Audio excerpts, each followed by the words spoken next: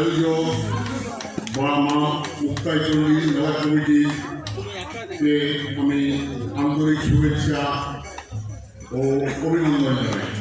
আমি একটি কবিতা করছি, কবিতাটির নাম দিঘির জল আর আগুন। দিঘির জল আর আগুন, ছোট্ট দিঘিটির নাম শ্যামলী। বলা যায় শ্যামলী কম কোথার দিঘি।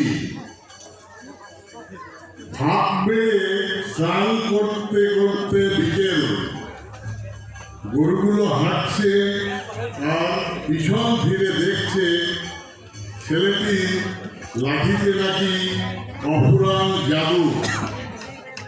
বাপ বেটির সংসারে কোনোদিন বিবাদ নেই। মা বললেন, যা একটু বিকেলটা দেখে আয়।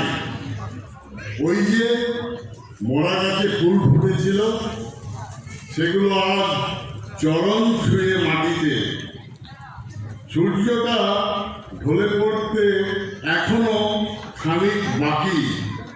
হাসছে আর বলছে, চুপ থেকো ছয় ভাই।